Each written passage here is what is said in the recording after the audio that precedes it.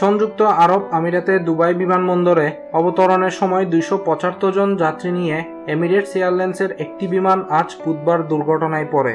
তবে এতে কোনো হতাহতের ঘটনা ঘটেনি। ওই বিমানের সব যাত্রীকেই নিরাপদে সরিয়ে নেওয়া হয়েছে বলে দেশটির সরকারের পক্ষ থেকে জানানো হয়েছে। তাৎক্ষণিকভাবে দুর্ঘটনার কারণ সম্পর্কে কিছু জানা যায়নি। বার্তা সংস্থা এএফপি জানিয়েছে, সামাজিক যোগাযোগ মাধ্যমে প্রকাশিত এক ভিডিওতে ওই বিমান থেকে ধোঁয়া বের হতে দেখা যায়। বিমান সংস্থাটির দুবাই মিডিয়া অফিস টুইট করেছে, ওই বিমানটি ভারত থেকে দুবাই আন্তর্জাতিক বিমানবন্দরে অবতরণের সময় দুর্ঘটনায় পড়ে।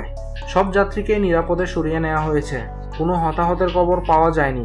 এদিকে এই ঘটনার পর পরবর্তী নির্দেশ না দেওয়া পর্যন্ত দুবাই আন্তর্জাতিক বিমানবন্দর থেকে বহির্গামী ফ্লাইট স্থগিত করা হয়েছে।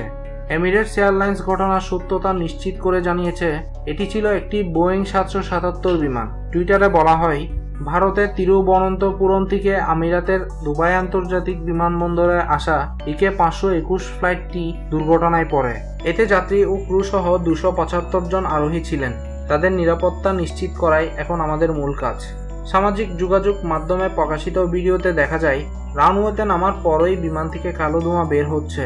সংস্থাটির দুবাই অফিস জানিয়েছে, বিমানবন্দরে প্রশিক্ষিত জরুরি দল খুব দক্ষতার সঙ্গে এটি মোকাবিলা করে। দক্ষিণ রাশিয়ার রস্তভ অন-ডনে দুবাইয়ের অপর একটি বিমান সংস্থা ফ্লাই দুবাইয়ের একটি বিমান অবতরণের সময় দুর্ঘটনায় 61 জন নিহত হওয়ায় দক্ষিণ রাশিয়ার রস্তভ অন-ডনে দুবাইয়ের অপর একটি বিমান সংস্থা ফ্লাই দুবাইয়ের একটি বিমান অবতরণের সময় দুর্ঘটনায় 61 জন নিহত হওয়ার প্রায় 4 মাস পর আবার এই দুর্ঘটনা ঘটল। গত 26 জুলাই এমিরেটসের একটি বোয়িং বিমান মালদ্বীপে যাওয়ার পথে কারিগরি ত্রুটির কারণে মুম্বাইয়ের জরুরি অবতরণ করে।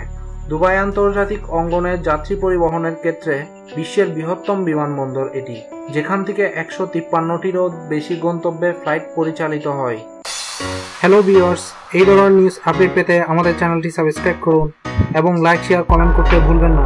ধন্যবাদ।